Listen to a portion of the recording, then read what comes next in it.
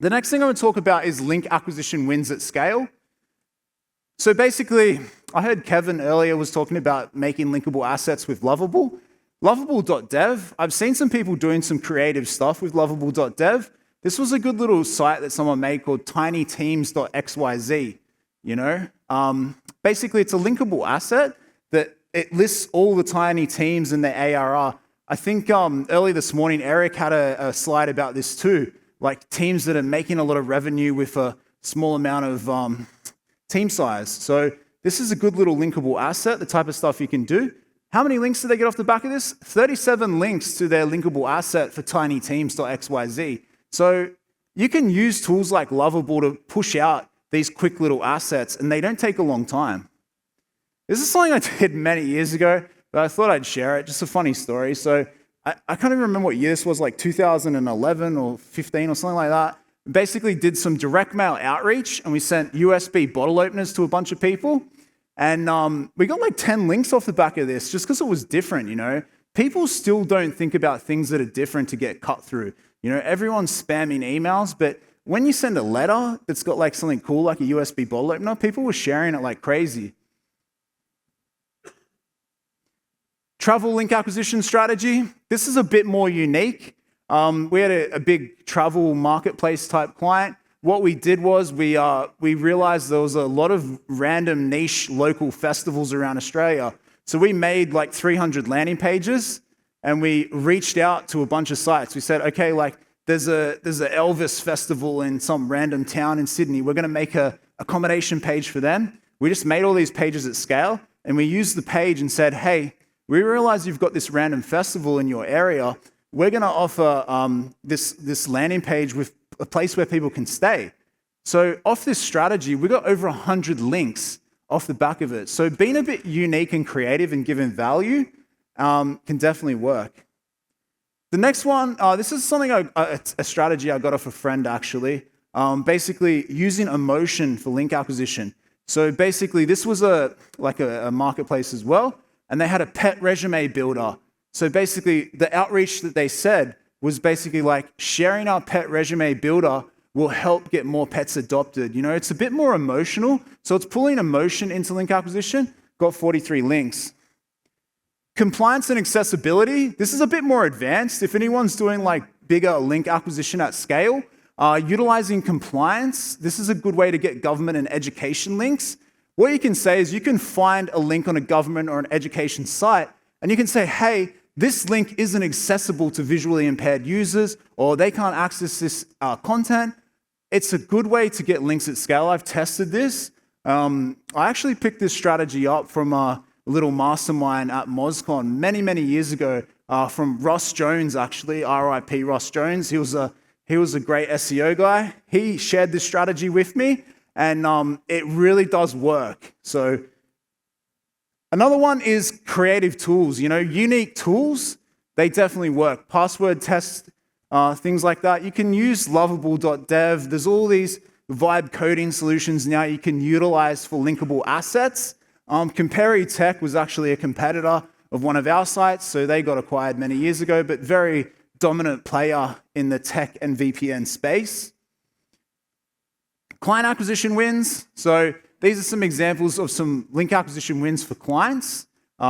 Basically, we did like cost of internet per state in the USA. We did online scams comparison. We did like cost of internet in the US versus around the world. Interesting data assets, they still work. This is another really good one from Glenn, who now works at Ahrefs.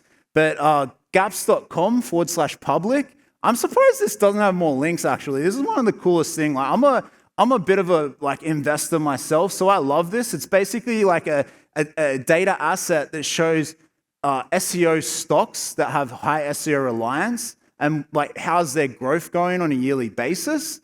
And you can see like Reddit, I think actually got smashed in the last few days. So I sent these slides a week ago, so it's probably not up as much anymore. This is another one from detailed.com. So it's like it's basically like the 54 biggest earners on Patreon. Like, what are they selling? People love this type of stuff where you're sharing information about what someone's selling. This is another one from SEMrush actually for their site exploding topics. Number of ChatGPT users, and they update it every month. So basically, journalists love to source this type of stuff where they look at, okay, how many users does a certain tool have in this month? So that's got a decent number of links. This is another one for a client, over 2,000 referring domains. So mobile versus desktop internet usage, latest data. This type of stuff definitely works. Another thing you can do, this is a little bit more advanced, but if you want to, you can look at a site like Statistia. If you're looking for like statistic ideas, what you can do is you can put it into Ahrefs. You can look at the highest number of linked pages. So you look through the pages and you see, okay, what are the pages with the most links? And then you can take those ideas and take them to local markets. Like you could look at what's working really well in the US, take it to the UK, take it to Australia. I tested this one strategy by making 30 localized statistic pages with our team and put it on a site, and we got 532 links just from doing nothing, just from the site ranking for these statistic queries. Another thing you can do is run paid traffic through like Google Ads to statistic pages. That works well too. This is something that our team does. So we monitor like TikTok. We see what's happening. One of the team members noticed that a lot of people were putting Christmas lights on their cars around Christmas time last year.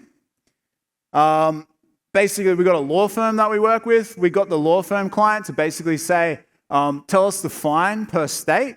And then basically that law firm basically gave us a rundown of the fine per state, and we pitched it out to media, picked up some tier 1 links. I got 40 links off the back of that. So monitoring what's happening on social media can definitely translate into link acquisition wins.